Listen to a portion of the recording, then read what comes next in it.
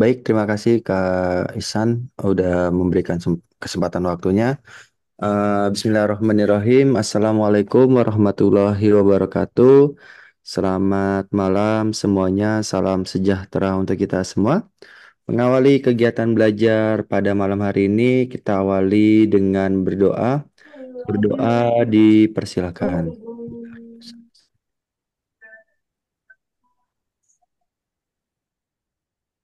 Berdoa selesai. Gimana kabar kalian hari ini, malam ini? Baik atau bagaimana? Semoga kalian dalam keadaan sehat walafiat ya. Oke, malam ini saya dikasih kesempatan sama Kak Mamat untuk menjelaskan tentang TO 1, 15 soal. Tapi nanti kalau misalnya ada waktu cukup 20 soal ya. Jadi sampai nomor 30 seperti itu. Nah, cuman sebelum saya mau menjelaskan, saya ingin memberikan sebuah peraturan.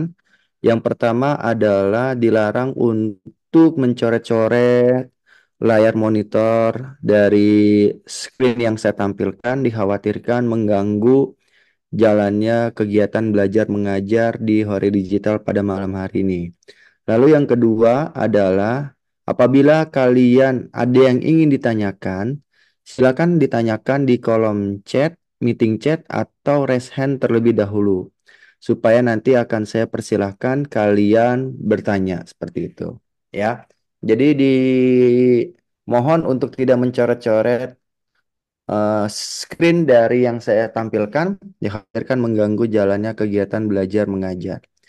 Oke, eh, hari ini kita mau ngebahas eh, TO 1. Kita lihat ya di sini. Di sini tuh ada sebuah kasus dalam kewarganegaraan di mana Siti ini adalah dari anak Aminah yang berkewarganegaraan Indonesia. Nah, berkewarganegaraan Indonesia. Tapi ada kata tapi di sini. Ada kata tapi menikah dengan si Peter. Peter ini adalah seorang pria Belanda. Nah, seperti itu. Akibat dari pernikahan ibunya, Siti bisa saja kehilangan kewarganegaraan Indonesia ataupun tidak. Nah, seperti itu. Berarti karena di sini kita lihat ya, ini saya mau jelasin dulu di sini catatannya. Di dalam asas kewarganegaraan, asas kewarganegaraan terbagi menjadi dua. Ya, yang pertama adalah ius soli. Ius soli ini adalah dari garis dari tempat dia dilahirkan, tempat kelahiran. Nah, contohnya adalah eh, Amerika Serikat. Ini namanya menganutnya ius soli. Lalu yang kedua adalah ius sanguin. Ius sanguin ini dari garis keturunan ayah dan ibu. Nah, keturunan keturunan. Nah, contohnya adalah Indonesia, kemudian ada Belanda, kemudian ada lagi yang namanya Cina. Nah, seperti itu.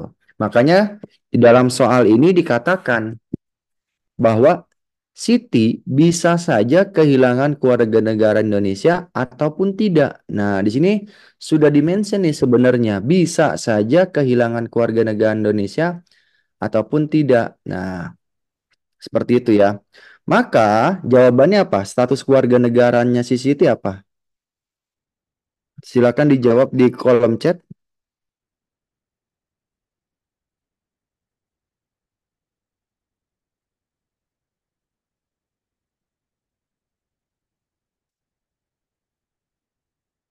Nah, di dalam status kewarganegaraan kalau kita pelajari ya teman-teman, status kewarganegaraan.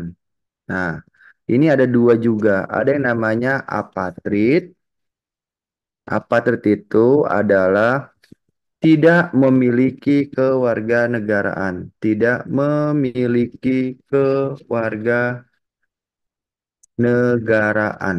Nah, kasusnya kayak gimana, Kak? Contoh kasusnya. Nah, contoh kasusnya adalah eh, orang tua berasal dari negara Sanguin, dari Sanguin atau istilahnya Cina misalnya. Sorry sorry. Dari negara Iusoli, sorry, dari negara Iusoli, dari tempat kelahiran,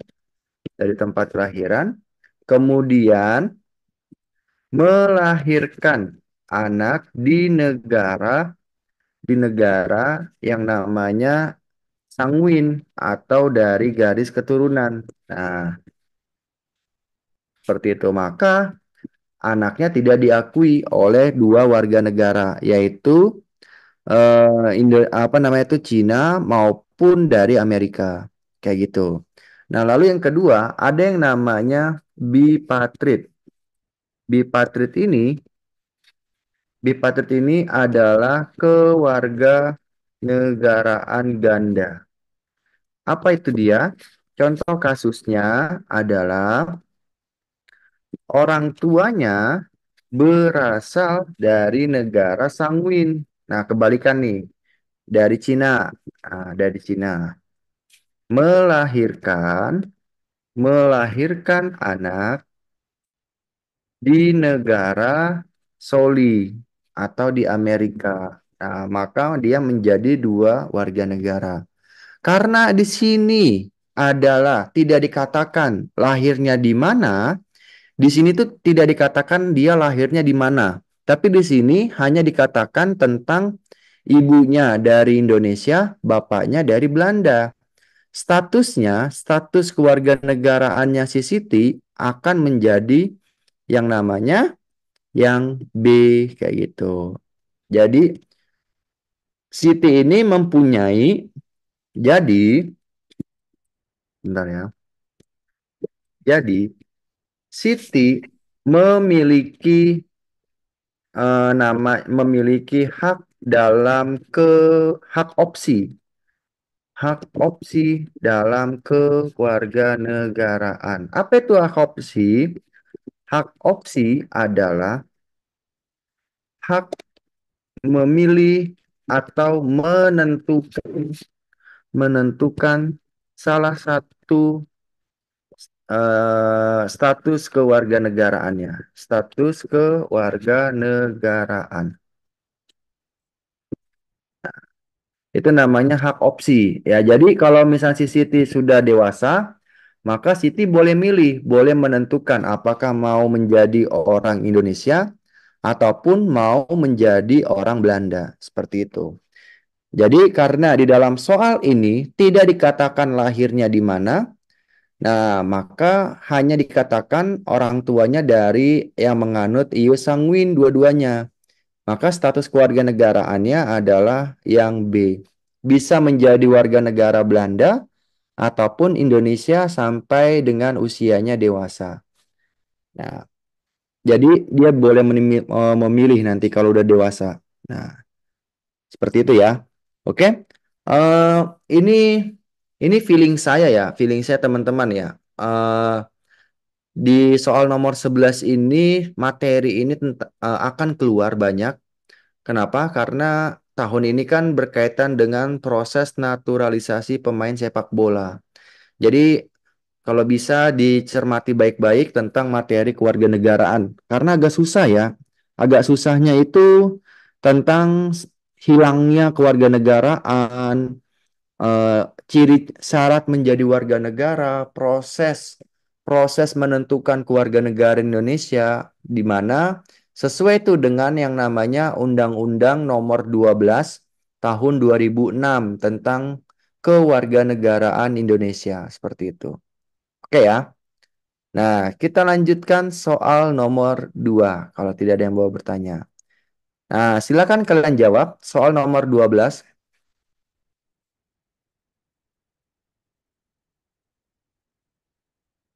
Kira-kira jawabannya apa ya?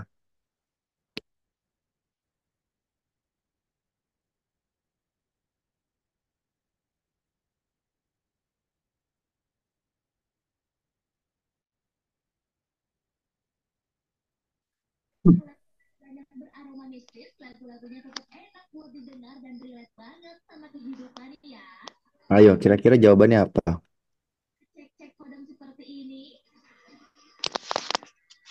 Jawabannya A. Kenapa A?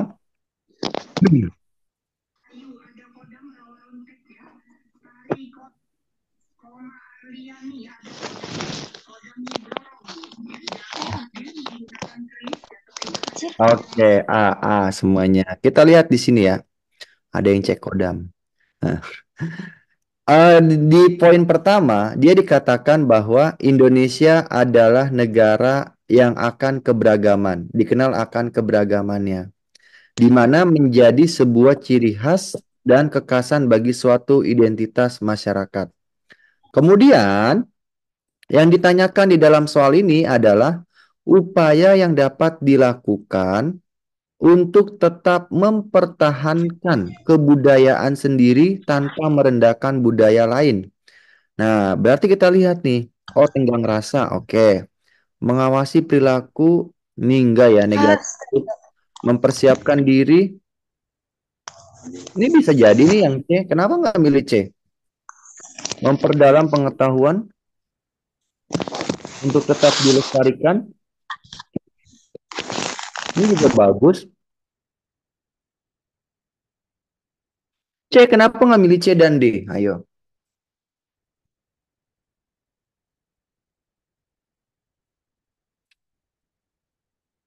C, Kak.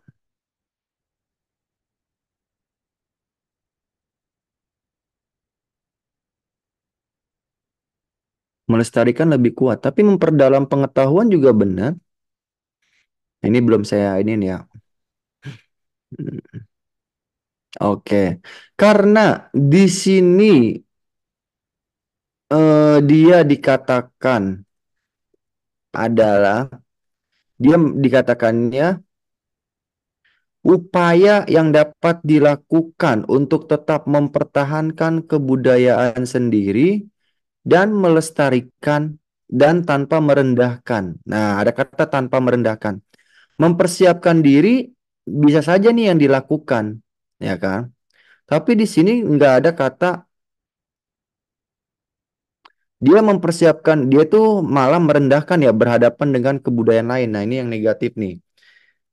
Memperdalam pengetahuan mengenai kebudayaan untuk tetap dilestarikan. Nah, bisa jadi. Berarti yang A atau yang B? Menurut kalian?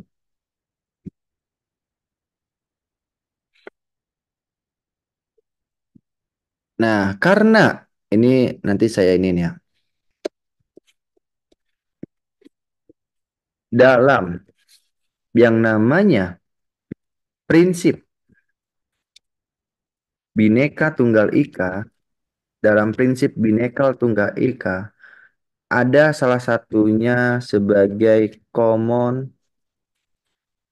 denominator. Apa itu? Pernah dengar nggak? Prinsip yang pertama, prinsip Bhinneka Tunggal Ika itu sebagai common denominator. Artinya, Bhinneka Tunggal Ika itu mencari persamaan dari adanya sebuah perbedaan di dalam masyarakat. Nah, di dalam masyarakat yang beragam. Nah, itu namanya sebagai common denominator. Artinya, walaupun kita beragam, kita harus bersatu nih, kayak gitu. Nah, berarti lalu prinsip yang kedua, ini prinsip yang pertama. Prinsip yang kedua itu adalah Bhinneka Tunggal Ika itu bersifat bersifat yang namanya inklusif. Nah, inklusif itu artinya tidak boleh membeda-bedakan atau merendahkan orang lain. Nah, hidup bersama. Jadi Bhinneka Tunggal Ika itu harusnya hidup bersama. Dengan cara apa? dengan cara melakukan yang namanya tenggang rasa atau rasa toleransi. Nah, seperti itu. Maka jawabannya adalah sudah jelas yang A. Seperti itu. Ya. Artinya sebagai negara yang beraneka ragam, tentunya kita harus tenggang rasa. Dengan cara apa? Melestarikan kebudayaan nasional. Di mana, nah, melestarikan kebudayaan nasional salah satu sikap nasionalisme yang diatur di dalam pasal 32 tentang kebudayaan nasional. Nah, coba deh kalian baca pasal 32 Undang-Undang Dasar UUD 1945. Nah, jadi seperti itu ya jawabannya ya, penjelasannya. Kenapa? Karena Bhinneka Tunggal Ika itu memiliki sifat sebagai common denominator, artinya mencari sebuah persamaan dari adanya perbedaan di dalam masyarakat. Seperti itu. Nah, lalu yang kedua adalah bersifatnya inklusif, tidak boleh membeda-bedakan. Nah, seperti itu. Haram hukumnya membeda-bedakan diskriminasi, yaitu ya ataupun merendahkan orang lain. Nah, oke ya. Udah jelas soal nomor 12 penjelasannya? Kalau sudah jelas, saya lanjut ke soal nomor 13. Oke, lanjut. Nah, ini saya belum ini ya, belum sempat nih, belum sempat bikin pembahasan. Kira-kira nomor 13 apa jawabannya?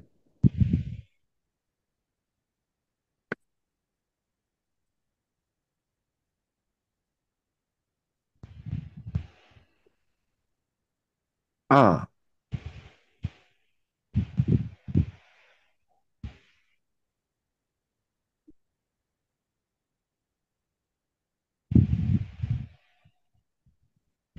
Yang mana coba? A, A, A, A. Oke, kita lihat di sini. Dia ngomongin sebuah kepribadian nasional. Oke. Ya, yang membedakan, jadi kepribadian nasional itu yang membedakan bangsa yang satu dengan bangsa yang lainnya. Kita sepakat nih ya. Lalu yang ditanyakan adalah sikap yang ditunjukkan. Nah, sikap berarti kita harus melakukan nih. Kita lihat di sini. Menghormati keberagaman, oke, ini bagus ya. Mengembangkan kebudayaan daerah masing-masing. Nah, ini akan menimbulkan opsi B. Opsi B itu akan menimbulkan sikap yang namanya primordialisme. Nah, apa itu Kak? Primordialisme. Nah, primordialisme itu adalah sebuah sikap warga negara, warga negara yang mempertahankan tradisi adat istiadatnya. Nah, itu namanya primordialisme ya. Nah, primitif tuh. Jadi dia tuh hanya pengen daerahnya atau adat istiadatnya itu tidak punah kayak gitu. Nah, mempelajari dan memahami budaya tradisional. Oke, ini bisa jadi nih ya. Mempelajari dan memahami. Menciptakan budaya baru. Oh, nggak bisa nih ya. Ini menciptakan budaya baru. Ini negatif. Menjaga budaya daerah dengan melarang budaya lain. Nah, ini enggak kayak gitu. Kenapa? Karena eh, Indonesia menerapkan yang namanya sebagai ideologi terbuka. Pernah dengar nggak ideologi terbuka? Apa itu ideologi terbuka? Menerapkan yang namanya ideologi terbuka. Ideologi terbuka itu adalah di mana ideologi yang dapat ideologi yang dapat menyesuaikan menyesuaikan dengan perkembangan zaman yang sesuai dengan kepribadian bangsanya. Nah, jadi ideologi terbuka itu dia tetap menyesuaikan diri, tapi dia harus sesuai nih dengan kepribadian negaranya. Kayak gitu. Oke, ada pertanyaan bagus nih. Kak, izin tanya, primordialisme sama tidak ya dengan sukuisme dari Intan? Ah, primordialisme dengan etnosentris apakah sama? Nah, menurut kalian gimana? Sebelum saya jawab, ada yang bisa bantu saya untuk menjawab? Kata Jenny Blackpink. Nah, beda, beda. Coba tolong dibantu jelasin.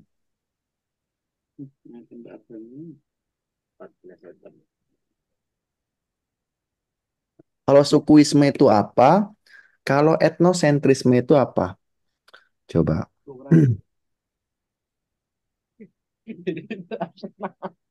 Desa kita harus itu selalu nih kita harus para nih makasih.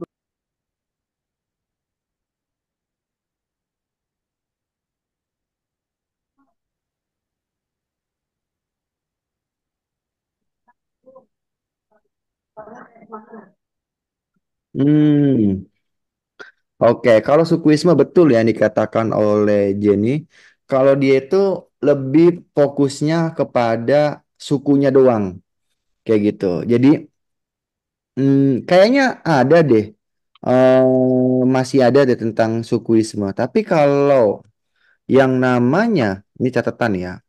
Oke, ini saya ini aja lah. Ini catatan. Catatan pertama tentang Indonesia ya. Lalu yang kedua adalah etnosentris. Etnosentrisme merupakan salah satu sikap warga negara yang menilai budaya lain berdasarkan berdasarkan standar budayanya sendiri. Nah, contoh misalnya ada orang Jawa dengan orang Batak sedang berbicara misalnya. Terus orang Jawa berbicaranya lemah lembut. Orang Batak bilang, lu kalau kalau ngomong sama gua harusnya digedein dong volumenya. Gua nggak kedengeran nih kayak gitu. Nah, itu secara nggak langsung itu artinya memiliki sikap etnosentris. Nah, jadi dia menilai suku lain berdasarkan standar budaya sendiri, terlalu membanding-bandingkan. Nah, itu yang jelek tuh ya, seperti itu. Oke ya. Nah, jadi opsi B ini dia sebenarnya bagus. Kenapa bagus? Dampak positif. Ada yang tahu nggak? Dampak positif dari sikap primordial apa? Ada yang tahu nggak? Dampak positifnya apa? Ada yang bisa bantu saya jawab? Izin menjawab, Kak. Ya. Dampak positifnya itu akan terlestarikan tradisi adat istiadatnya. Oke, oke. Tadi siapa tuh ya? Nabil. Oke, terima kasih Nabil sudah bantu saya menjawab. Yes. Betul ya. Jadi lebih mempertahankan, mempertahankan identitas nasionalnya, mempertahankan identitas atau ke apa ya? em, lebih ya mempertahankan identitasnya ya. Nah, kenapa? Karena primordialisme ini sama halnya dengan yang namanya sikap nasionalisme atau bisa juga melestarikan keseniannya. Melestarikan kesenian, kebudayaannya. Kalau kesenian kan cuma seni doang, tapi kalau kebudayaan kan lebih luas, ya, seperti itu. Nah, jadi itu ya dampak positifnya.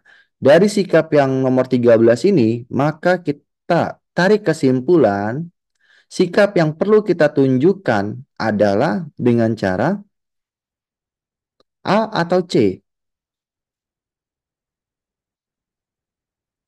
Jawabannya adalah yang A. Betul ya. Kenapa yang A? Karena yang A ini ada kata menghormati keberagaman. Ini menghormati ini udah salah satu tindakan ya. Menghormati itu tindakan. Menghormati itu salah satu bentuk tindakan. Tindakan dari warga negara. Nah, warga negara terhadap keberagaman yang ada. Seperti itu. Nah, kalau cuman mempelajari dan memahami, ini hanya untuk diri dia sendiri doang. Nggak baik ya. Karena kan negara kita kan negara yang beragam. Jadi kita perlu yang namanya sikap menghormati dan menghargai. Seperti itu. Nah, oke ya. Nomor 14. Nah, kira-kira apa jawabannya?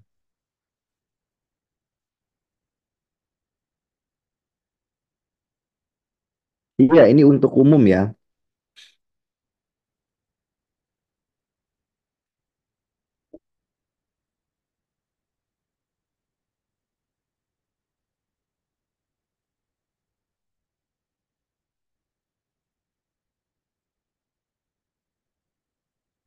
A.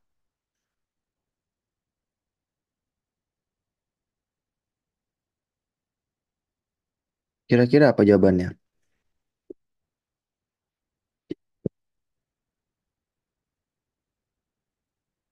Kenapa milih C. A?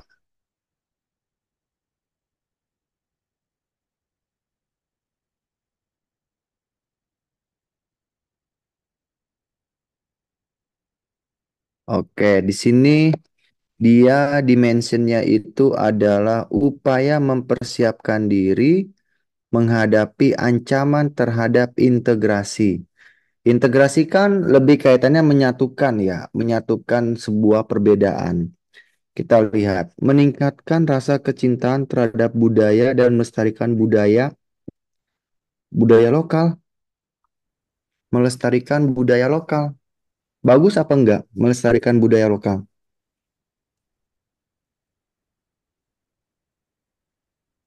Bagus ya, tapi kita simpan dulu. Bagus. Meningkatkan pengetahuan masyarakat tentang budaya dan sejarah. Meningkatkan pengetahuan masyarakat. Oke, kita simpen nih. Kita simpen. Kita simpen dulu. Kenapa? Karena di sini ada kata ini yang perlu kita mention ya. Meningkatkan pengetahuan. Nah, pengetahuan. Oke, ya. Nanti bakalan ketemu deh ujungnya. Nah, ini ada jebakan nih. Ada sebuah jebakan dari kalimat ini. Memahami, memahami nilai-nilai budaya dan menghargai perbedaan. Oke, memahami. Ini udah ada tindakannya, ini bagus. Berarti yang ada nomor satu dan nomor tiga. Satu dan tiga. Oke. A, C, D, atau E. Nah, kemudian kita lihat lagi. Menggalakkan dialog antar budaya melalui kegiatan seperti pertukaran budaya, diskusi, dan seminar. Menggalakkan dialog. Oke, kita simpan lagi nih. Menggalakkan dialog. Memastikan bahwa seluruh pihak terlibat dalam menghadapi. Memastikan seluruh pihak terlibat. Memastikan seluruh pihak terlibat. Oke. Nah, kita balik. Oke, ada yang jawab A, ada yang jawab D. Jawabannya. Oke, kita lihat di sini. Di sini ada kata mempersiapkan diri ya, teman-teman ya. Jangan sampai terkecoh. Yang dia mention di sini adalah Mempersiapkan diri. Berarti ini adalah mempersiapkan diri ini adalah merujuk ke diri sendiri atau ke orang lain? Upaya diri sendiri atau upaya masyarakat? Mempersiapkan diri. Diri sendiri. Oke, ya. Sampai sini paham kan? Meningkatkan. Nah, oke. Kita lihat di sini. Meningkatkan rasa kecintaan. Oke, ini benar nggak dari diri sendiri? Yang A. Yang A. Yang nomor satu. Iya. Meningkatkan pengetahuan masyarakat tentang budaya dan sejarah. Menggalakkan dialog antar budaya. Nah, kalau 4 dan 5 itu perannya siapa nih? Ini perannya siapa? Ini peran siapa? Kalau 5, ini perannya siapa? Menurut kalian?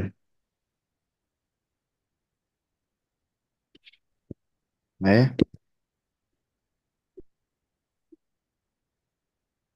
peran pemerintah. Kenapa peran pemerintah? Ada stakeholder. Oke. Oke. Nah, ada sebuah kebijakan memastikan seluruh pihak terlibat. Oke. Nah, berarti ini betul ya, ini adalah sebuah peran pemerintah. Nah, berarti yang ada empatnya udah pasti salah. Terus yang ini juga memastikan seluruh pihak terlibat dalam menghadapi ancaman. Nah, ini juga peran pemerintah juga. Berarti yang ini dua-duanya salah, maka jawabannya adalah yang A. Seperti itu. Ya. Kenapa? Karena di sini ada kata mempersiapkan diri ya dengan cara ya kita meningkatkan kayak gitu pengetahuan di masyarakat, rasa kecintaan kita serta memahami nilai-nilai kayak gitu ya. Oke ya. Jadi kata kuncinya mempersiapkan diri. Oke, ada pertanyaan? Silakan. Ada yang namanya masa lalunya. Oke, clear ya. Kita lanjut.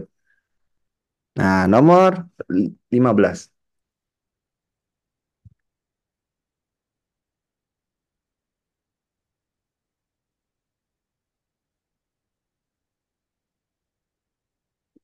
Kepatuhan.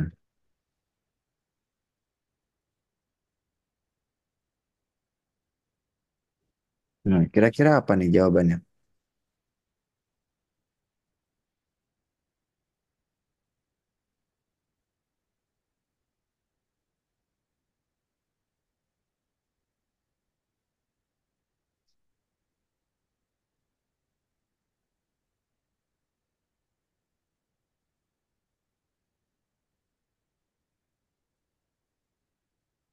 Oke, kita lihat ya.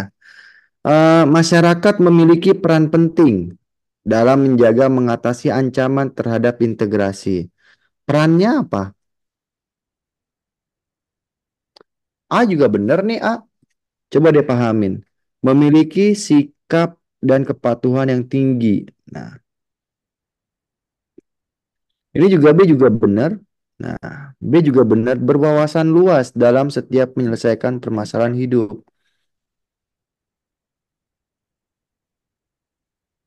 Oke. Rajin dan tekun belajar. Memiliki gaya hidup modern? Enggak ya. A, B, atau D?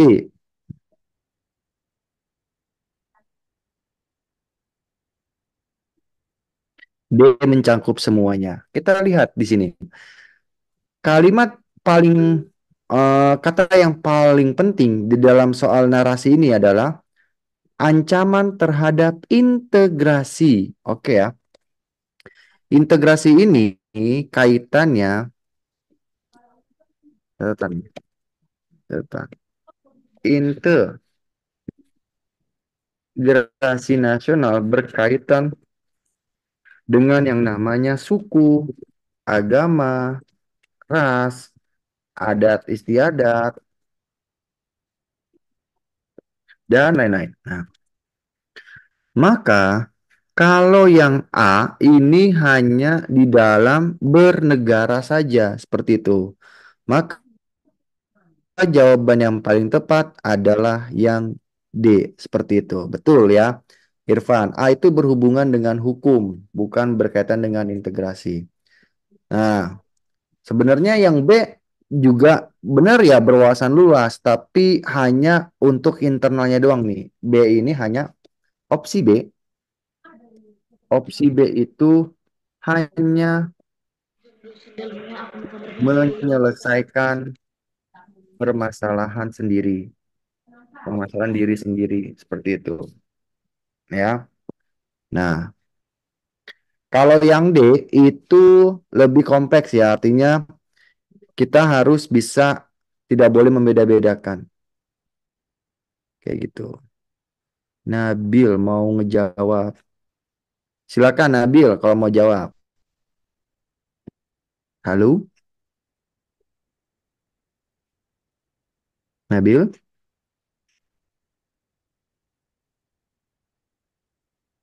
Oh, ngawur. Oke, kita lanjutkan. Nah, ini masih gampang-gampang ini. Ayo, nomor 16. Apa jawabannya teman-teman?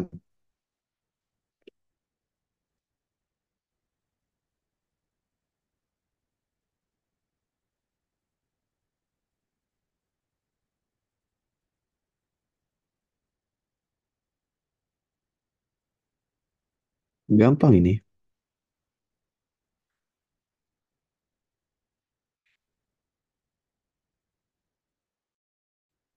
Oke, ingat ya kata-kata saya. Ingetin ya, cara membaca dan cara menjawab cepat adalah cukup baca di paragraf awal dan paragraf akhir untuk menemukan kalimat utama. Kita lihat, negara Indonesia terdiri atas beraneka ragam. Oke, beraneka ragam. Lalu yang ditanyakan adalah peran pemerintah dalam menjaga persatuan dan kesatuan. Nah, yang dimention di dalam soal ini adalah si pemerintah, bukan masyarakat. Nah, kalau ini adalah peran warga, peran warga negara. Nah, kalau tidak membeda-bedakan, itu peran pemerintah atau peran warga yang B. Ini sama juga ya, warga negara juga. Ini membuat kebijakan. Nah, udah jelas ya. Berarti jawabannya adalah yang C, seperti itu. Kalau ini peran warga, kalau ini juga peran warga, seperti itu. Karena kan yang dimention ini adalah peran pemerintah, seperti itu. Oke, lanjut. Soal nomor 17.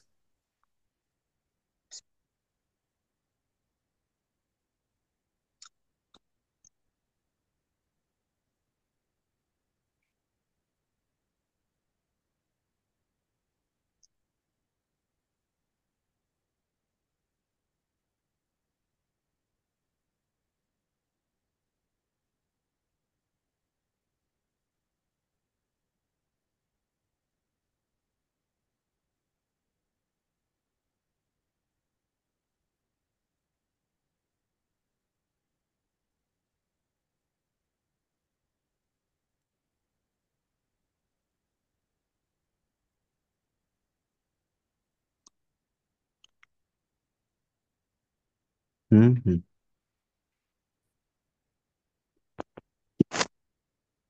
Ayo, kita lihat di sini, guys. Poltak adalah seorang mahasiswa baru. Oke, ini namanya Poltak nih.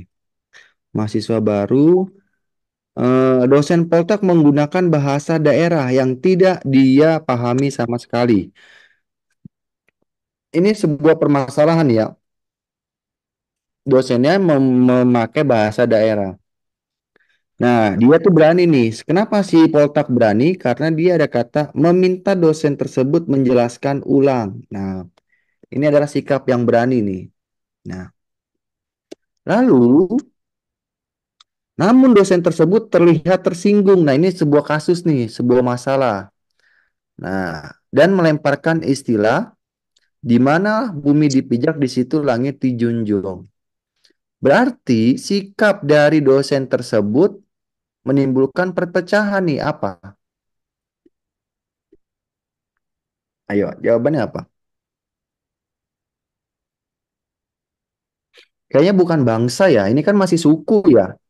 Nah, ini kan ngomongin bahasa, bukan bangsa. Berarti yang A salah. Yang D juga salah.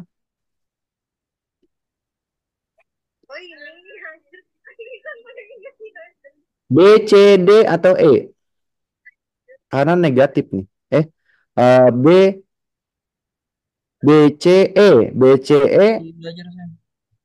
D-nya itu positif ya. Anjir. Ini juga. Ayo, saya mau dengar dulu deh. Hmm, Udah itu doang gak sih? yang milih B, kenapa? Silakan dijawab. Aing juga di video Braga di malam-malam kan. Oke, silakan Irfan dijawab. Eh, Menurut saya itu Pak jawabannya itu adalah B. Karena apa? Karena sikap kesukuan dari kebiasaan yang dibawa-bawa sejak lahir. Itu lebih lebih sesuai dengan narasi soal karena Hmm? kalau kita jawab C, kecintaan terhadap budaya sendiri sehingga memandang rendah budaya orang lain, si Pak Pol si dosen ini dia tidak merendahkan budaya, cuman dia meninggikan budayanya sendiri sehingga budayanya itu dia merasa budayanya itu yang harus diikuti di tempat dia. Artinya dia lebih kuat kepada kesukuannya. Walaupun di narasi itu tidak ada, karena di narasi itu tidak ada bentuk dia dalam merendahkan budaya orang lain. Jadi saya pilih B, Pak. Oke. Oke, terima kasih Irfan. Ada yang jawab C nih. Siapa nih? Silakan, ayo kasih penjelasan. Kupu-kupu C. Untung Anugrah C. Yohana C. Silakan, ayo. Oh, ada yang milih D. Masa lalunya C.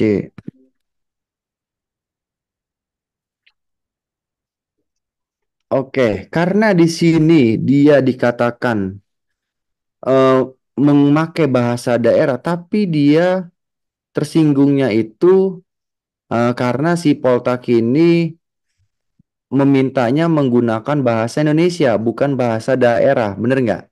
Nah, seperti itu.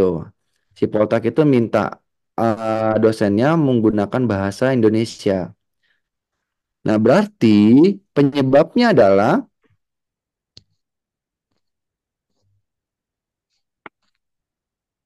karena di sini itu dia nggak merendahkan. Ada nggak kata-kata yang merendahkan eh, daerahnya Poltak? Kira-kira, menurut kalian pribadi, menurut pandangan kalian, ada nggak di dalam narasi ini yang merendahkan daerahnya Poltak? Tidak ada, oke.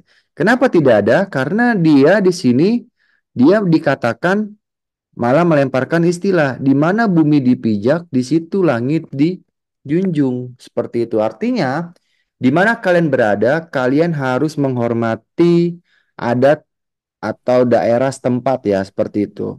Nah, berarti ini udah jelas jawabannya adalah yang B, seperti itu. Ya. Nah, inilah yang dinamakan sikap kesukuan atau sukuisme, seperti itu. Jadi, sukuisme itu akan dibawa dari sejak lahir, seperti itu. Nah, ya sangat susah lah untuk dihilangkan seperti itu. Ya. Nah, karena di sini tidak ada dalam narasi ini saya tulis nih ya. Catatan. Catatan pentingnya adalah dalam narasi soal ini tidak menjelaskan mengenai apa sih namanya merendahkan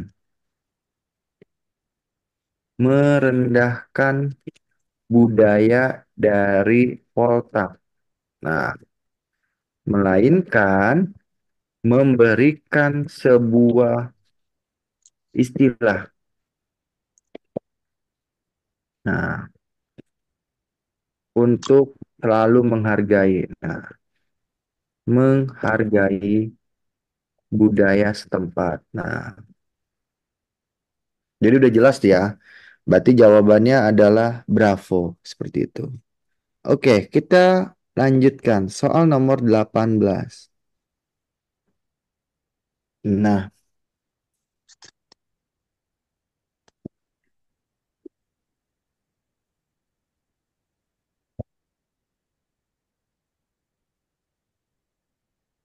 apa jawabannya?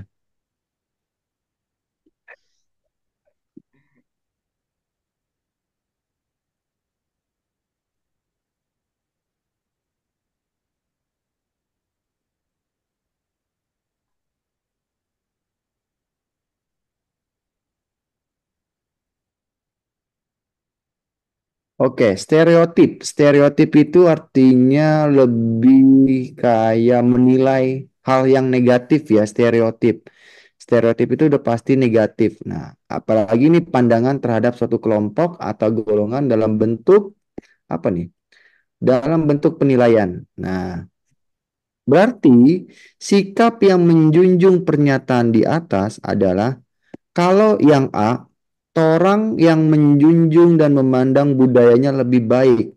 Ini bisa saja sikap yang namanya apa? Menurut kalian ini sikap apa? Yang B, yang A. Sikap apa yang A? Bisa jadi etno, ya. Bisa jadi suku ya, seperti itu. Nah, sukuisme seperti itu. Nah, kemudian kalau ini adalah sikap yang namanya atau gejala ya sikap westernisasi. Westernisasi itu artinya meniru budaya barat ya. Nah, ini westernisasi. Oke, kita lihat lagi. Nah, kemudian memakai bahasa daerah untuk melestarikan di lingkungan masyarakat. Ini bagus ya, tapi kan stereotip itu kan bukan. Nah, kita simpan dulu. Mencintai produk luar negeri karena kualitasnya lebih bagus. Nah, ini dinamakan yang namanya sikap xenocentris. Tulisannya kayak gini, pakai X ya. Xenocentris itu adalah lebih suka membeli produk luar negeri. Nah, jadi dia itu lawannya dari yang namanya cinta tanah air. Seperti itu. Nah, berarti yang mana? C atau D?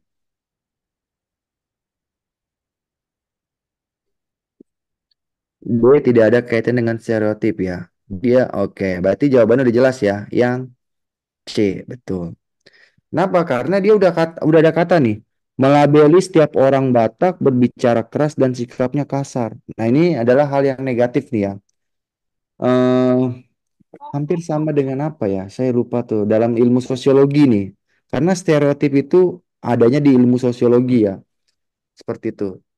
Ngejudge orang lain lah. Seperti itu. Menilai orang lain. Oke, nomor 19. Kita lanjutkan. Ini masih gampang-gampang ya. Pemantapan satu.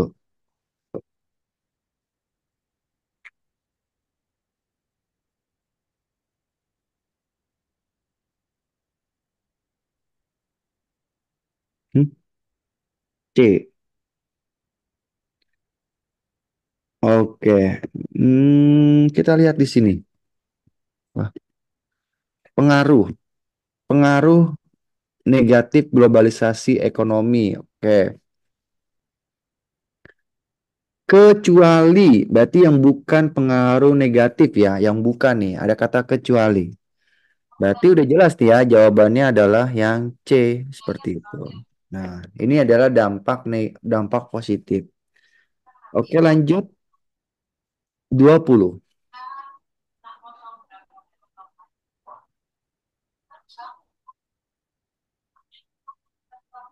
20.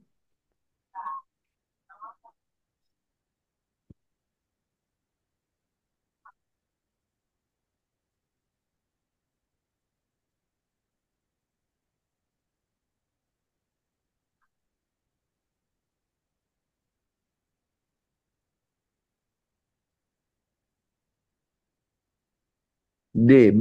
Oke, banyak banget nih. Dia pertama mention kata semangat nasionalis. Nah, yang harus dilakukan oleh Indonesia. Nah, ada kata yang harus dilakukan oleh Indonesia. Kita lihat di sini. Kalau yang A, mengagungkan bangsa sendiri dan memandang rendah bangsa lain. Nah, ini namanya teman-teman sikap chauvinisme. Nah, ini namanya sikap chauvinisme. Chauvinisme itu artinya dia merendahkan bangsa lain. Nah, contohnya kayak, contoh ya, contohnya adalah bangsa Jerman atau negara bangsa Jerman pada saat Perang Dunia Kedua, seperti itu. Nah, ini namanya chauvinisme, mengakui bangsa Indonesia bangsa yang majemuk. Oke, mengakui bisa jadi memiliki kebebasan dan tanggung jawab terhadap diri sendiri. Enggak ya. Manusia Indonesia merasa satu, senasib dan sepenanggungan. Bisa jadi mencintai bangsa tetapi bukan berarti mengagungkan bangsa sendiri. Bisa jadi juga. Nah, jawaban yang paling tepat adalah apa sih nasionalisme itu? Nah, catatan berharga lagi. Nasionalisme salah satu sikap dari warga negara yang memiliki rasa kecintaan atau kebanggaan terhadap tanah air, tanah airnya tanpa merendahkan bangsa lain. Nah, tanpa merendahkan bangsa lain. Nah, ini namanya nasionalisme. Berarti jawabannya sudah jelas yang E seperti itu. Kenapa nggak milih yang D, Kak? Karena yang D ini adalah faktor terbentuk rasa nasionalisme. Nah, loh, kok gitu, Kak? Nah, kita bedah dari faktornya. Faktor nasionalisme, faktor pendorong nasionalisme, faktor pendorong nasionalisme. Yang pertama adalah persamaan senasib dan seperjuangan. Ini yang pertama. Yang kedua adalah muncul golongan terpelajar. Lalu yang ketiga adalah perjuangan bersifat nasional, bukan kedaerahan. Nah, ini faktor pendorong yang ketiga. Faktor pendorong yang keempat adalah muncul terbentuknya terbentuknya organisasi yang bersifat nasional, yang bersifat nasional seperti yang namanya Budi Utomo, apalagi Sarekat Islam, kemudian apalagi mungkin kayak Indische Partis. Nah, Indische Partis. Nah, mana nih tulisannya? Apalagi coba? Perhimpunan Indonesia. Nah, banyak ya, kayak gitu. Nah, maka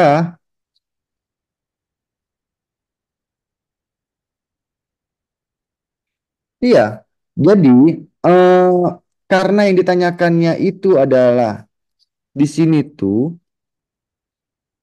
yang harus dilakukan ya mencintai bangsa itu salah satu yang dilakukan kan? Coba saya mau tanya, mencintai bangsa makna dari mencintai bangsa itu adalah sebuah teori atau sudah dilakukan menurut pandangan kalian? Ayo, silakan.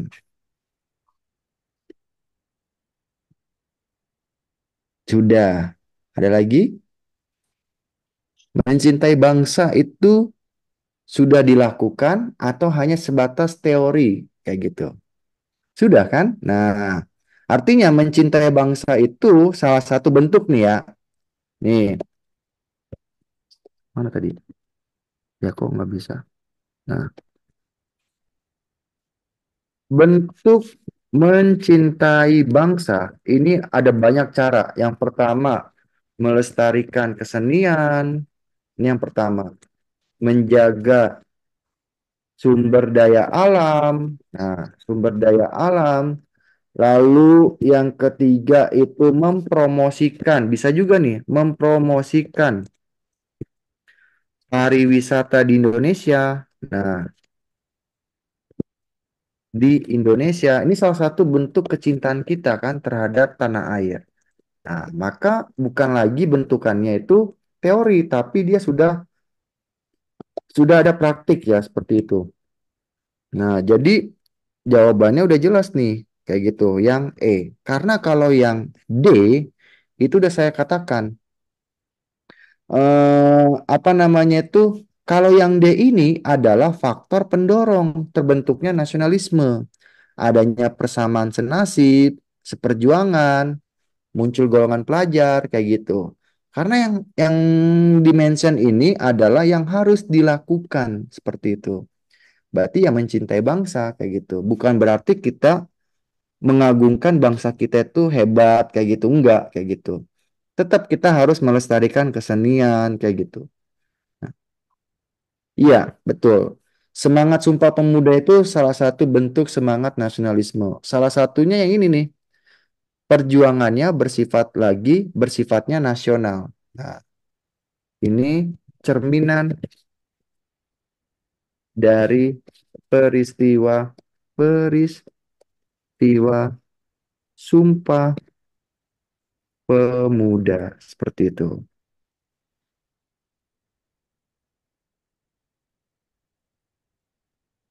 Kak, kalau yang B gimana? Kalau yang B itu kalau dia tuh hanya mengakui doang, dia tuh apa ya?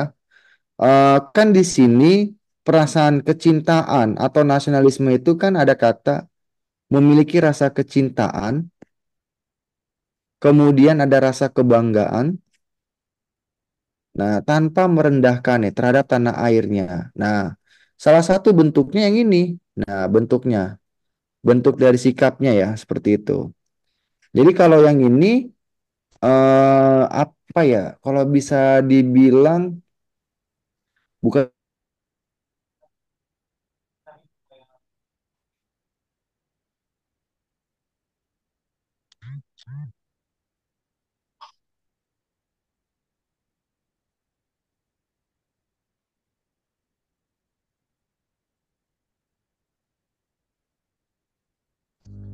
Halo,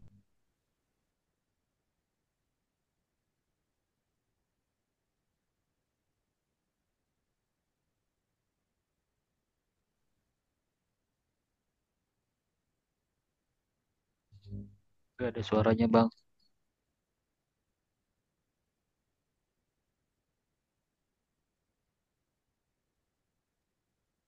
Tes Kak Yoga gimana? Kak Yoga? Kayak jaringan deh, bentar. Kayaknya jaringan Kak Yoga. Mohon ditunggu ya, kita pause dulu sebentar. Sepertinya jaringan Kak Yoga gangguan. Oke. Oke Kak, bisa dilanjut lagi Kak. Oke ya. Jadi kalau yang B itu adalah alasannya. Kenapa kita harus memiliki rasa sikap nasionalisme? Kalau yang D ini adalah faktor pendorong seperti itu. Kan yang tanyakan yang harus kita lakukan. Nah, mencintai bangsa itu ya dengan banyak cara. Nah, yang tadi saya katakan nih, bisa juga nih memakai atau menggunakan produk dalam negeri. Nah, ini salah satu bentuk kecintaan kita kan seperti itu. Jadi jawabannya adalah yang E, seperti itu. Kemenhub tanggal 25 Kak. Oh, kalau CPNS, nih ya, CPNS itu kayaknya pembukaannya tuh di bulan September, setelah kedinasan itu selesai semua. Karena kedinasan itu baru mulai itu di tanggal 17, 18, ya. 18 Kak, semua tanggal Iya, awal. 18 tuh stint dulu ya, stint kayak gitu. Masih lama kayak gitu. Iya, sangat lama lah itunya. Tapi yang semakin lama, bukan semakin lama sih, semakin masih panjang ya, semakin kalian punya persiapan lebih jauh lah seperti itu. Ya, Oh ya, ada info juga karena CPNS itu mundur. Jadi kemungkinan kalian yang misalnya ya, semisal SKD Sekdin kalian besok gugur nih, kalian gak lolos passing grade atau gak lolos pemeringkatan. Itu kalian bisa daftar CPNS. Jadi ada keuntungannya CPNS mundur gitu. Gitu ya. Maksudnya kayak ya sepait-paitnya kalau kalian gak lolos SKD Sekdin ini ya, kayak gitu. Kalian bisa iya daftar betul. CPNS kayak gitu. Ya Hmm. tapi jangan senang dulu karena wah bisa daftar CPNS sih gitu, apa namanya, nggak usah lo sekdin ya jangan kayak gitu ya, berdoa aja tetap kalian berusaha di sekdin gitu kan, jangan tentang kayak apa namanya udah bisa daftar CPNS juga terus kalian sekdinnya mas-malesan gitu, jangan, tetap kalian berjuang gitu, berjuang daftar sekdin lolos sekdin gitu, nanti misalnya minim-minimnya atau senegatif-negatifnya kalian nggak lolos Ekdin, baru kalian bisa daftar CPNS. Karena CPNS kan baru kemungkinan dibuka September. Karena baru rilis pendaftaran kan nanti di bulan pertengahan Agustus. Kalau nggak mundur lagi ya, ada kemungkinan mundur kayak gitu. Jadi kalian kalau misalnya besok ya, misalnya besok ada yang dapat tanggal 18 nih, dapat tanggal 18 sampai 20, terus kalian nggak lolos passing grade, kalian bisa nih langsung persiapan buat CPNS kayak gitu. Ya walaupun kayak gitu, tapi jangan dah santai bisa daftar CPNS, jangan kayak gitu, tetap harus berjuang kayak gitu. Iya, CPNS belum buka. CPNS mundur, masih mundur terus. Soalnya kan infonya aja baru info pengumuman tuh di pertengahan bulan Juli. Masih ada kemungkinan mundur. Sekarang aja udah bulan Juli nggak ada, ya berarti Agustus lah.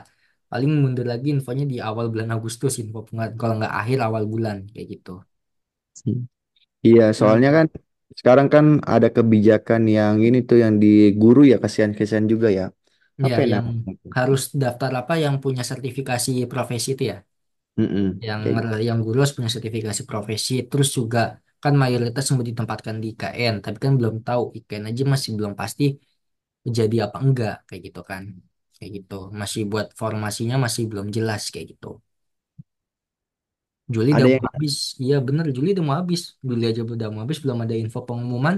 Ayo kemungkinan ya kalau nggak akhir Juli awal Agustus baru ada info, dan pembukaan paling pertengahan Agustus. Sekdin aja SKD-nya paling lambat aja pertengahan Agustus gitu kan, jadi kalau misalnya kalian yang udah gugur SKD bisa tuh daftar PNS. nih saya baca ini.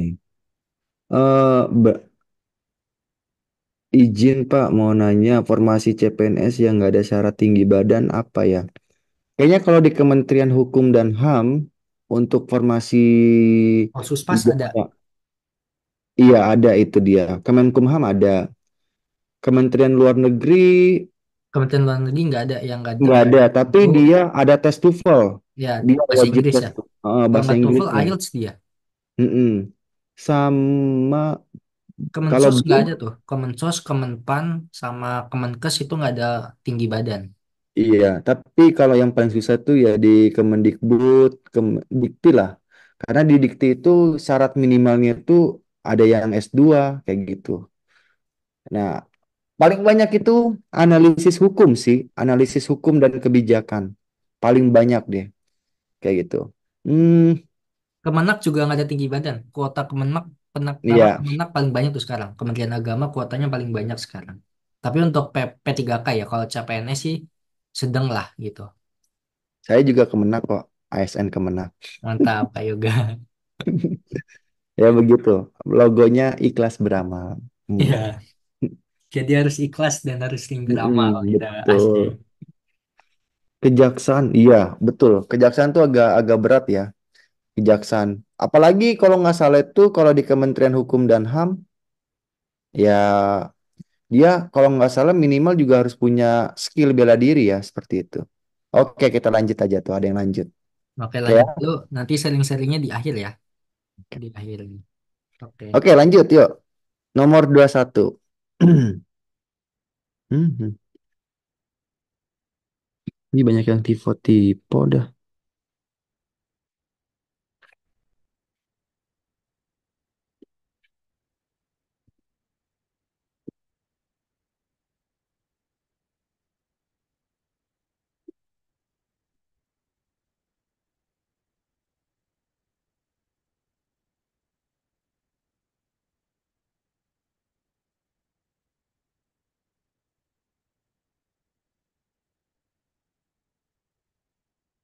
A atau D? Nah, loh.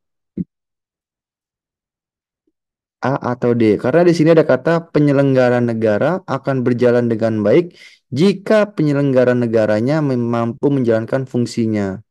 Kemudian salah satunya adalah Pancasila dapat dijadikan landasan dalam praktik penyelenggaraan pemerintahan.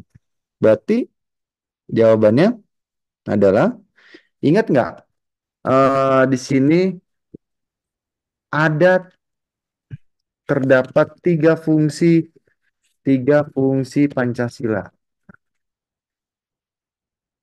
Yang pertama adalah sebagai dasar negara. Artinya adalah sebagai sumber tertib hukum dalam penyelenggaraan pemerintahan berbangsa dan bernegara. Nah, maka jawabannya sudah jelas nih ya. Jawabannya adalah yang ayam seperti itu. Kalau yang D, norma hukum itu lebih kaitannya kepada sumber dari segala sumber hukum ya. Seperti itu. Kalau yang D itu sebagai sumber dari segala sumber hukum. Pancasila sebagai sumber dari segala sumber tertib hukum. Nah, ini dia. Bedain antara dasar negara dengan tertib penyelenggaraan dengan sumber dari segala sumber tertib hukum. Oke, lanjut soal nomor. Kalau falsafah itu hampir sama dengan ideologi ya. Jadi dia itu sebagai menyatukan, mempersatukan keberagaman yang ada di Indonesia. Kayak gitu ya, falsafah negara. Oke. Nomor 22 kita lanjutkan.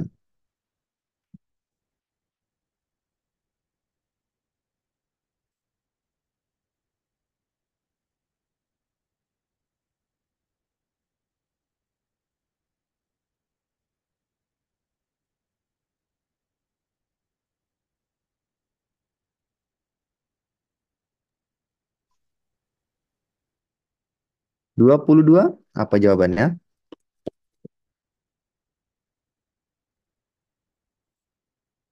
Kita lihat di sini. Persatuan Indonesia juga merupakan faktor yang dinamis. Dinamis itu artinya menyesuaikan perkembangan ya. Nah, kemudian di sini ada kata dilalui yang telah dilalui ya.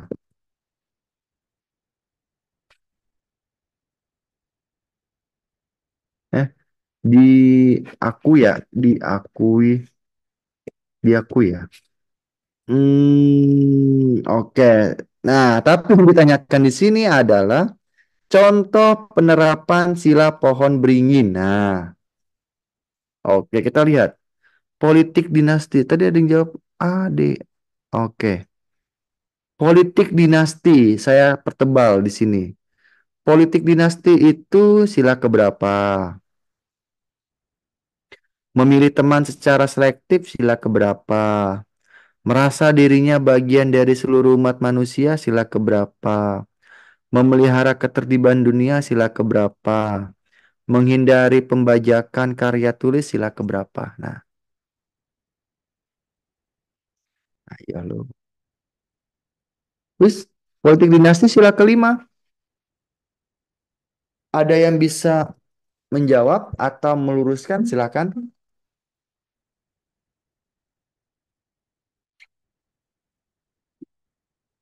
Oke, karena yang dimention di sini ada kata di dalam kalimat selanjutnya ya, dia dikatakan pelaksanaan pilkada. Nah, berarti ini kaitannya dengan sila keempat. Oke, ya.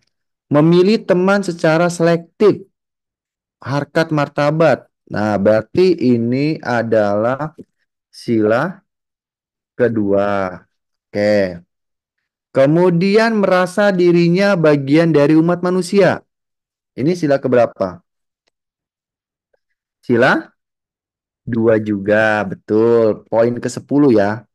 Menghindari pembajakan karya tulis. Ini adalah sila kelima. Nah, maka jawabannya adalah yang delta. Seperti itu. Nah, oke ya. Nah, kok bisa, Kak? Iya, kan yang ditanyakan sila pohon beringin. Nah, pohon beringin itu adalah sila keberapa? Sila ketiga. Pohon beringin itu sila ketiga Pancasila. Maka yang dijawab, yang kita pilih yang dia lah. Seperti itu. Kan udah saya kasih tahu tuh. Politik dinasti sila keempat. Memilih teman secara selektif. Ada kata memilih teman ya secara selektif. Apalagi dia sesuai dengan harkat dan martabat. Nah, ini sila kedua. Kayak gitu. Memelihara ketertiban dunia. Nah, contohnya, contoh dari tindakan ini adalah mematuhi peraturan yang berlaku di masyarakat dan negara. Nah, jadi kalau kita pengen menjaga ketertiban dunia, kita harus bisa mematuhi peraturan yang berlaku. Jadi kalau mematuhi peraturan, itu bukan lagi sila keempat, tapi kaitannya sila ketiga. Seperti itu.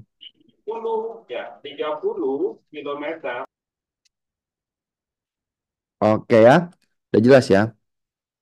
Bukan, bukan. Eh, iya betul. Aurelie Putri. Sila ketiga itu berhubungan antara manusia dengan negara, betul. Jadi dengan banyak orang ya, seperti itu.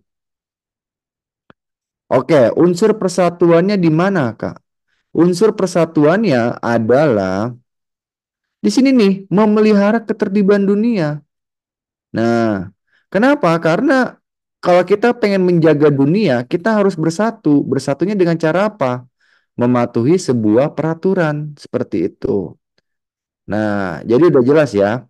eh, Unsur bersatunya itu ada di paragraf atau ada di kata ketertiban dunia.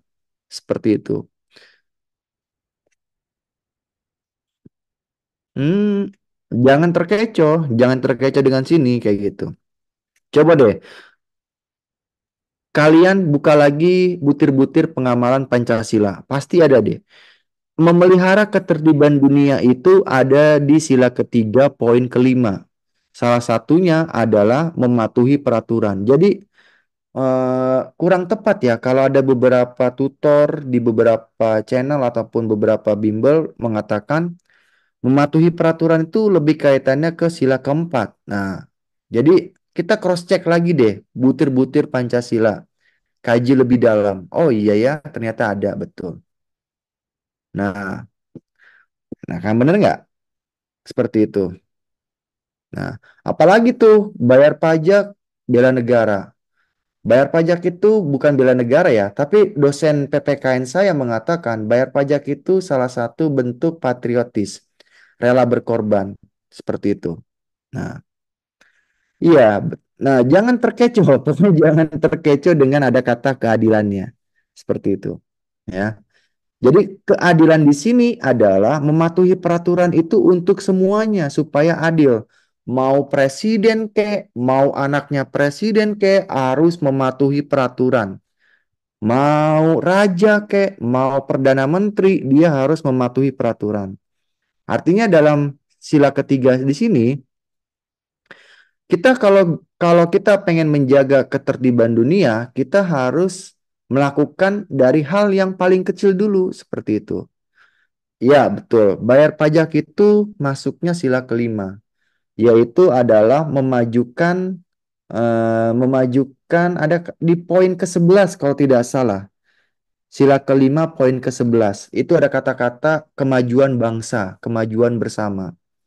Nah, oke ya.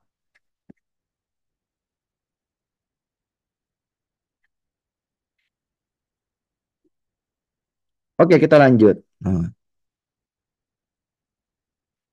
Soal nomor 23.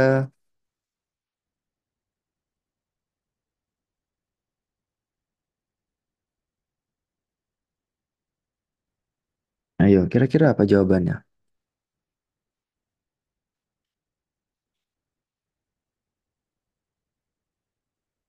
B.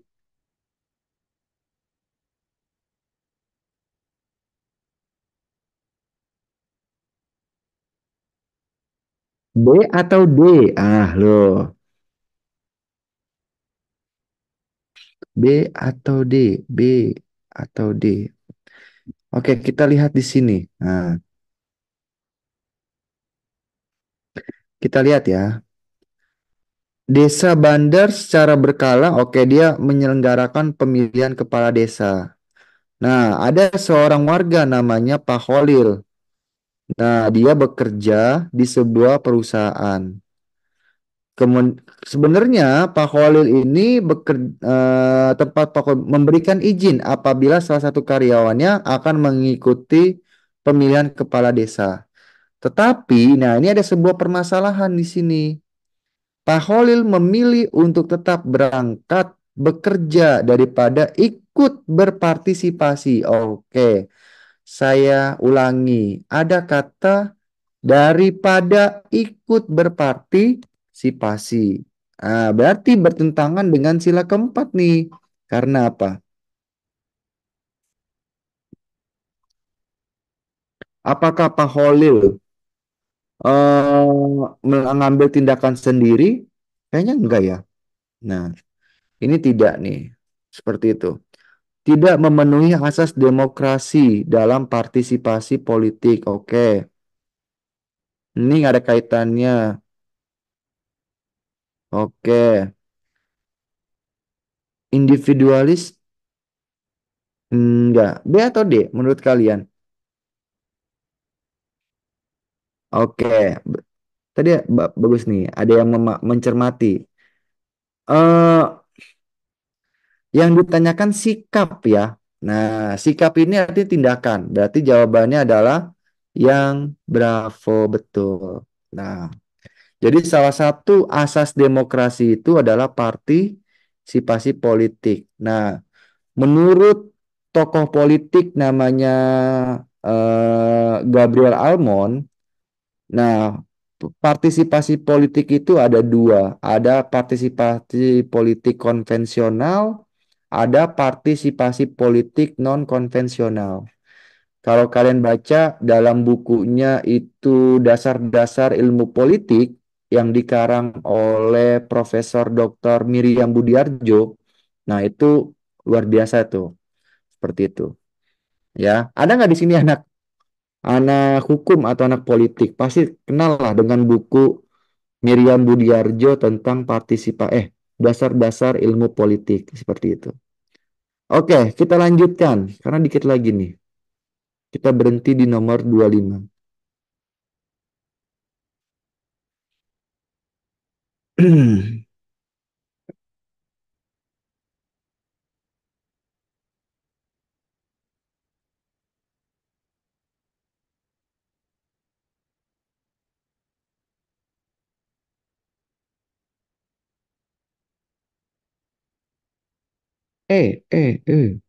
Kenapa nggak milih D?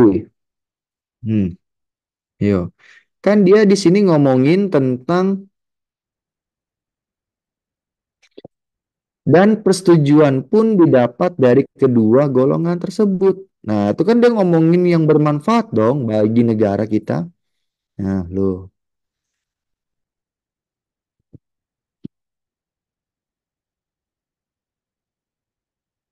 Oke, kita simpan, kita lihat di sini. Ada sebuah rumusan sila pertama nih dalam Piagam Jakarta.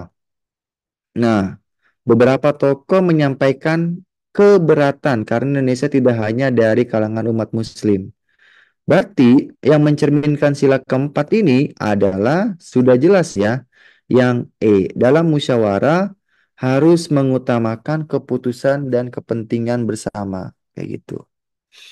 Oke, terakhir dari pertemuan kita malam ini. Hmm. Oke, ini langsung aja nih saya mention tindak pidana perdagangan orang. Nah, mempekerjakan orang itu berarti sila keberapa?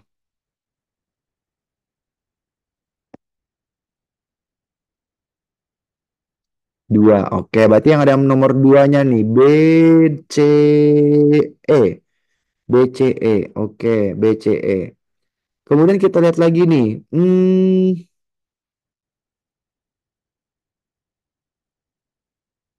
Nah, di sini ada kata akibatnya pekerja Indonesia mengalami eksploitasi. Apa itu eksploitasi? Ada yang tahu nggak? Eksploitasi itu apa sih? Ayo loh, apa itu eksploitasi? Pengurasan tenaga. Oke,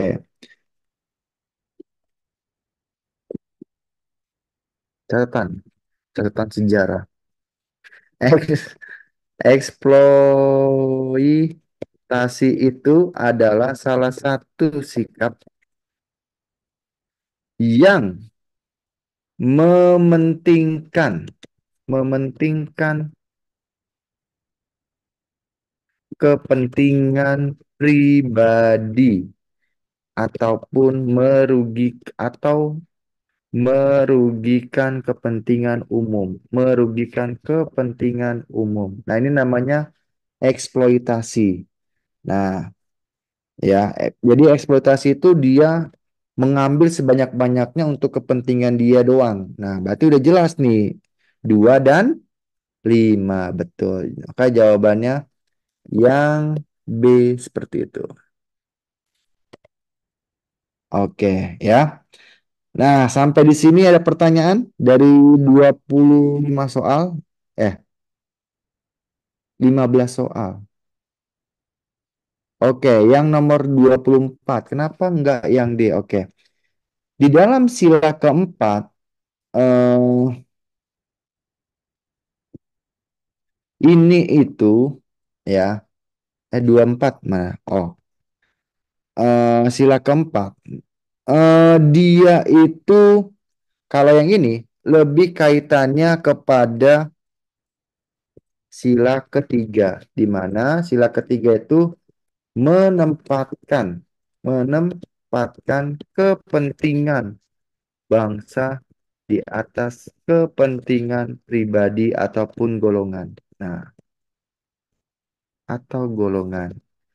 Nah, sementara yang ditanyakan di dalam soal ini adalah sila keempat, bukan sila ketiganya seperti itu. Nah, ya, jadi eh, sila ketiga itu harus bisa menempatkan kepentingan bangsa seperti itu. Kalau di sila keempatnya, musyawarah itu harus apa ya namanya itu ya, harus bisa mencapai sebuah kesepakatan bersama kayak gitu. Nah, jadi keputusan yang diambil ini tuh lebih kaitannya sila ketiga ataupun sila kelima, lebih ke keadilannya seperti itu. Nah, karena di dalam soal ini ya, di dalam soal ini itu sedang menyatakan keberatan, maka jawabannya yang E. Ada tuh di dalam poin keberapa ya? 7 atau 8 ya? Eh, 5 atau 6 kalau nggak salah. Dalam sila keempat. Seperti itu. Oke? Nah, seperti itu ya Irfan ya. Jadi kenapa nggak milih D? Karena sila yang D itu lebih kaitannya ke sila ketiga ataupun sila keempat. Karena ada kata bermanfaat bagi bangsa Indonesia. Artinya bermanfaat tuh bisa dirasakan. Seperti itu. Ya. Oke. Nah, sampai di sini ada pertanyaan. Nah, hati-hati ya. Jadi, eh ya, kenapa saya bilang hati-hati? Saya katakan sekali lagi nih. Tentang butir pengamalan Pancasila. Kalau kalau misalnya nanti ini, kalian bisa kritisin aja tentang misalnya nih, Kak, kenapa kok sila ke mematuhi peraturan kok sila keempat, bukan sila ketiga, seperti itu. Nah, di dalam butir-butir pengamalan Pancasila itu sudah ada. Mana ya? Kak Mamat ada nggak Kak Mamat? Saya nyari nggak ada nih. Gimana Kak Yoga? Yang butir-butir, butir-butir. Oh, Eh, bentar ya. Butir Pancasila. sih ada sih Kak. Nah, mau di foto atau gimana Kak? Oh, ada nih, ada, Oke, oke. ada. Bentar ya.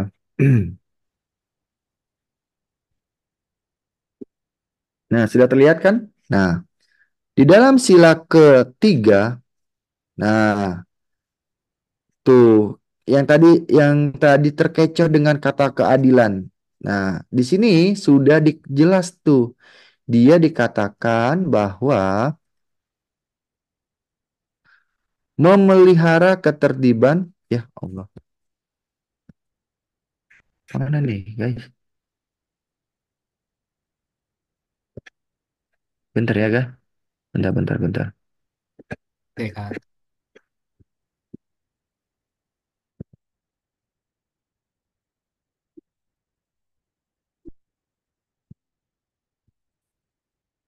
Nah, nah, di sini sudah dikatakan tentang memelihara ketertiban dunia nih, yang berdasarkan dengan perdamaian abadi dan keadilan sosial. Salah satu contohnya apa? Contohnya adalah kita harus mematuhi peraturan yang sudah ditetapkan di lingkungan tuh. Jadi, konteks dari mematuhi peraturan itu salah satu bentuk pengamalan sila ketiga seperti itu. Bentar. Kalau korupsi itu sila kelima betul karena di sini ada kata, nah ini dia, sikap adil terhadap sesama. Nah, korupsi itu artinya merampas hak orang lain. Nah, ini juga masuk ke poin ketiga, menjaga keseimbangan antara hak dan kewajiban. Kita punya hak, kita juga punya kewajiban. Kewajiban kita apa? Kewajiban kita menghormati hak orang lain, tidak boleh dirampas hak orang lain. Nah, seperti itu. Ya. Hmm, kayak gitu ya. Nah, tadi bayar pajak. Bayar pajak itu salah satu bentuk yang namanya sila ke-5, poin ke-11 nih. Sebenarnya ini salah ya. Bela negara itu lebih kaitannya ke sila ke-3 ya, bukan sila ke berapa tuh namanya? Ke mana tuh namanya tuh ke-5 seperti itu. Oke, saya mau terakhir ya Bang Mamat ya, misalnya. Oke Boleh Kak. ya, terakhir ya, Kak. Spoiler soal-soal selanjutnya. Mungkin spoiler soal TO2-nya kali Kak. Hmm, nggak, saya mau kasih soal yang kayak gini, Kak. Oke. Nih, spoiler, spoiler soal dadakan. Eh, misalnya nih, contoh kasus, contoh soal. Telah terjadi, telah terjadi peristiwa pencurian kendaraan, kendaraan sepeda motor di salah satu komplek tempat tinggal Kayoga. Nah, sebagai warga negara, Ini Razan udah jawab aja nih sila kedua nih. bukan Pancasila. Razan gimana Razan? Aduh Razan. Mana Raja? Mana? Belum.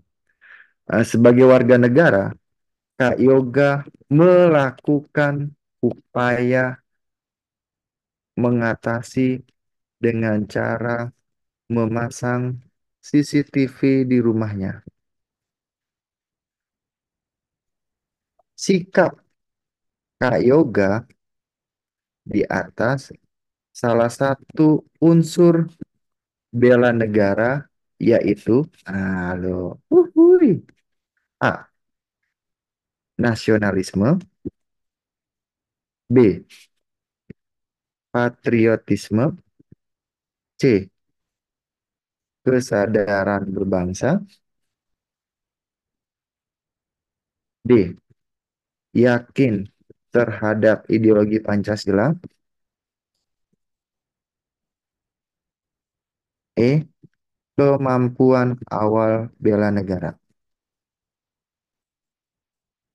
Bang, Hmm? E. Kenapa E?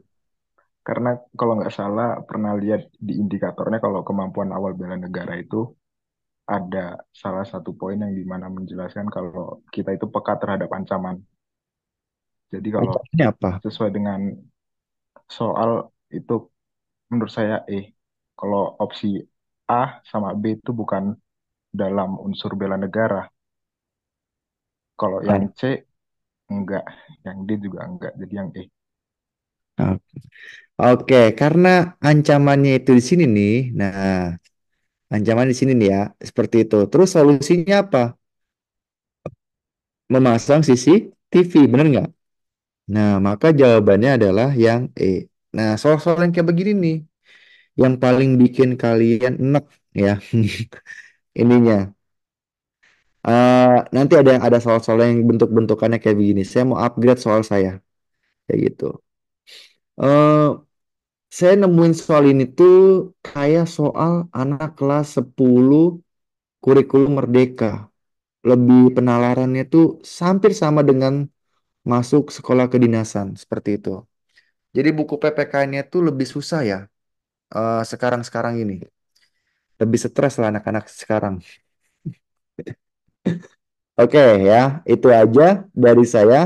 eh hmm, Tahun lalu aku tes ada hubungan bela negara dengan Bhinneka Tunggal Ika. Iya, waktu saya tes saya nggak dapet. Eh, Terus terang saya nggak dapet unsur bela negara. Jadi alhamdulillah. Waktu saya tes itu yang saya dapetin itu adalah eh, berikut ini yang termasuk pengamalan sila kedua adalah dijelasin tuh. Oh, bukan. Opsinya itu aneh-aneh. Tapi yang saya mention itu adalah donor darah. Ya udah, kalau ada kata donor darah udah sila kedua, udah gitu aja. Nah, kalau bela negaranya itu ini sih lebih kaitannya ke TNI.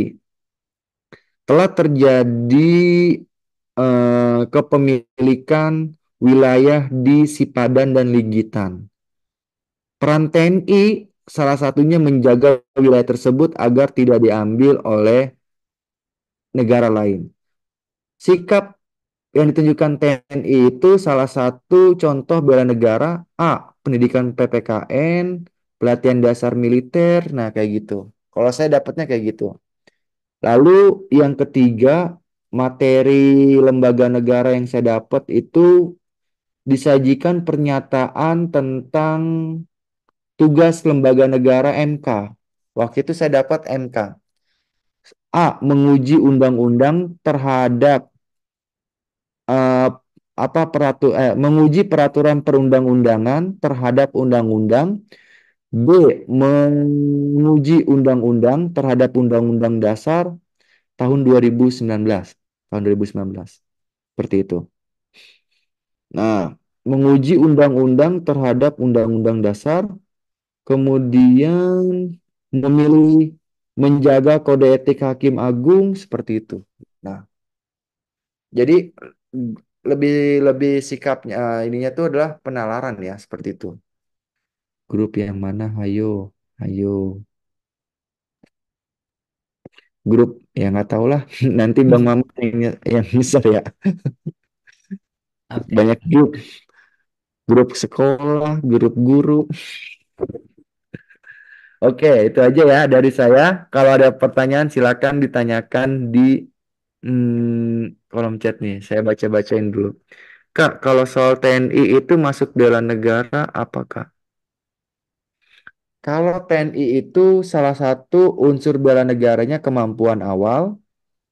Kalau contoh bela negaranya adalah menjadi TNI dan Polri ya, secara sukarela kayak gitu. Komcat ya, Komando Cadangan. Iya, betul. Seperti itu.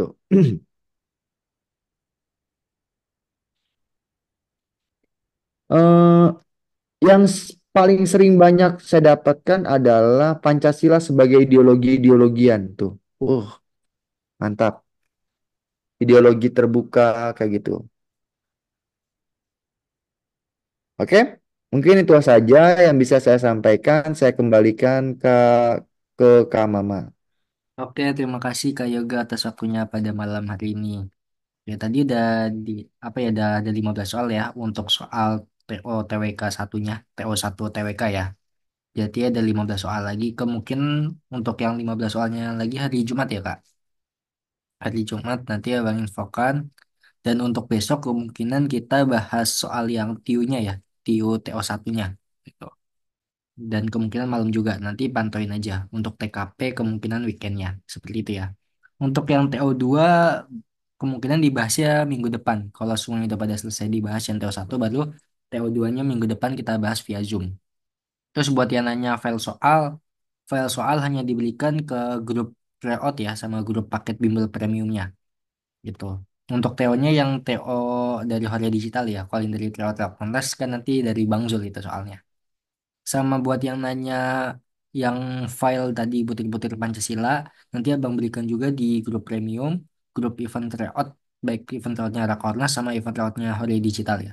Nanti abang share kok yang file butir-butir Pancasila sama pengalaman Pancasilanya gitu. Oke, sampai sini ada yang tanyakan? Mungkin mau sharing-sharing yang tadi yang mengenai SKD, Kemenkumham, Sekdin, CPNS. Ya, Irfan Mansur gimana? Bang, saya mau tanya nih Bang. Untuk TO ini kan ada bimbelnya. Bimbel itu diikuti oleh grup yang di event premium atau yang di umum Bang? Soalnya kan saya lihat juga di di bimbel juga ada yang dari umum, ada juga yang dari bimbel event Bang. Oh ya, jadi untuk paket bimbel itu kita ada paket bimbel premium. Kalau untuk event tryout ya hanya event tryout saja ya. Jadi nanti ada apa namanya hanya untuk khusus tryout. Kalau Irfan ikutnya yang tryout kan? Event tryoutnya dari Rakornas. Iya Bang, yang Ya, event tryout. oke. Kalau yang event tryout itu nanti hanya kalian dapat tryoutnya, tryout terus ada bonus latihan soal sama ada bonus Zoom ya. Gitu. Tapi untuk materi, kalau materi yang di luar file tryout nanti hanya diberikan ke siswa paket premium. Jadi kalau misalnya mau dapat yang file, misalnya kayak nanti di luar Zoom tryout itu ada Zoom untuk latihan soal sama Zoom bahas materi. Yaitu untuk file materinya hanya sama file latihan soalnya hanya diberikan ke siswa paket bimbel premium. Kalau yang paket tryout hanya dapat yang file tryoutnya aja kayak gitu, sama bonus Zoom. Seperti itu. Itu yang premium dengan event itu beda Bang ya? Beda, beda. Kalau premium nanti ada bonus tryoutnya. Kalau Ya yang bukan. Soalnya nggak tahu itu ada premium. Soalnya sangka saya itu di event itu premium juga. Oh, kalau event itu kan dia hanya tryout ya, hanya tryout sama ada bonus latihan soal sama bonus Zoom seperti ini kayak gitu. Kalau untuk daftar paket bimbel premium, nanti ada bonus tryout sama ya ada Zoom juga gitu, kayak gitu, seperti itu. Kalau yang tadi nanya harga paket bimbel premium berapa, kalau yang CPNS nanti kita buka di awal Agustus ya. Untuk harga sekitar 200 lah, 200 atau 250 gitu. Kalau misalnya kalian daftar yang paket bimbel premium, udah termasuk sama tryoutnya kok. Jadi pas tryout itu nggak usah bayar-bayar lagi kayak gitu.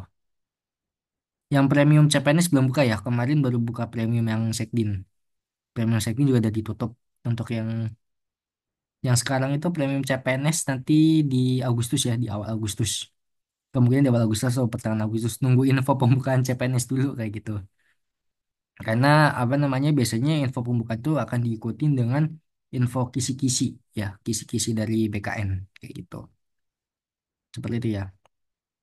Terus buat yang daftar Sekdin, misalnya kalian apa ya sepait-paitnya lah gitu ya, atau seburuk-buruknya kalian gak lolos Sekdin gitu kan, kalian bisa lanjut daftar CPNS karena kan kemarin diinfokan yang ikut Sekdin gak bisa ikut CPNS karena jadwalnya tubrukan gitu kan. Itu karena aturannya itu kalian bisa ikut CPNS kalau di Sekdin itu udah dinyatakan gugur. Misalnya kalian tes Sekdin nih, Sekdin udah dinyatakan gugur, kalian bisa tuh daftar CPNS kayak gitu. Tapi kalau kalian Sekdin belum dinyatakan gugur, walaupun jadwalnya nggak tubrukan, nggak boleh gitu.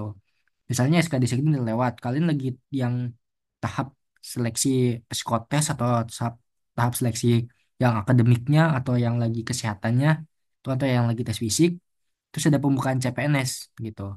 Ya kalian nggak bisa daftar karena kalian harus nyelesain yang tes sekning dulu tuh. Walaupun misalnya SKD-nya masih mundur tetap nggak bisa kayak gitu. Walaupun SKD-nya masih lama kayak gitu.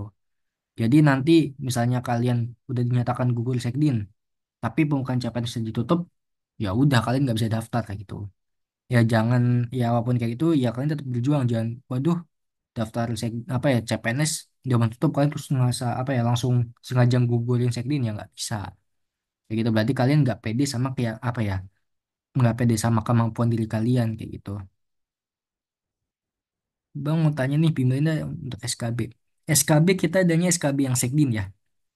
Untuk yang seperti akademik sekdin seperti kayak kalau dulu abang buka kayak yang akademik untuk Poltek SSN, untuk yang apa namanya STMKG, untuk yang Polstatistis sama yang Pekenstan. Dulu kan kayak Pekenstan ada TPA TBI, Poltek SSN ada matematika bahasa Inggris. Cuma kan kayak Poltek SSN sama Pekenstan sekarang udah pakai UTBK. Jadi paling nanti bukanya untuk SKB yang kayak STMKG sama Polstatistis kayak gitu. Ada yang lagi tanya kan? Kalau untuk SKB CPNS abang belum buka. Paling abang bukanya untuk yang CPNS itu nanti TOEFL-nya gitu. TOEFL abang ada kelas buat persiapan ya, preparation bukan prediction. Kalau prediction kan untuk yang pre-out TOEFL-nya yang dapat sertifikat kan. Kalau abang hanya untuk persiapannya kayak kelas untuk persiapan TOEFL-nya kayak gitu. Oke, sampai sini ada yang ingin tanyakan lagi?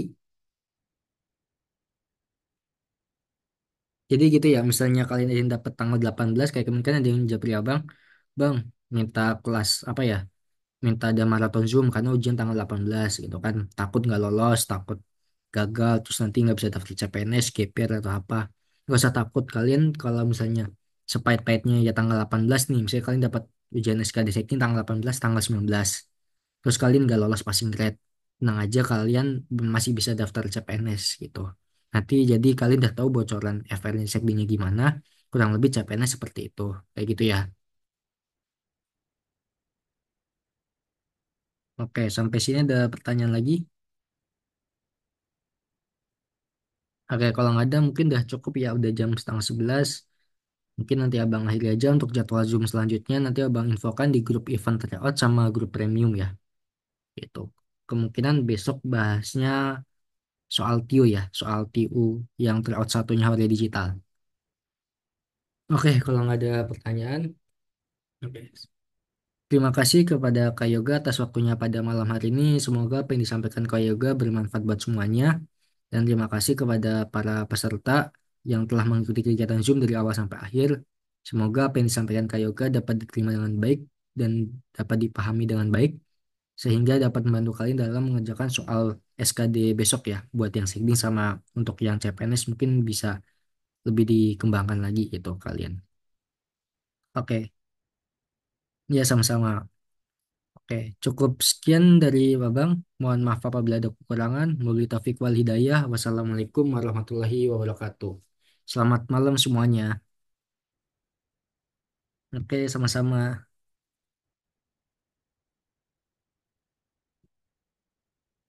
Oke, belum makan Abang.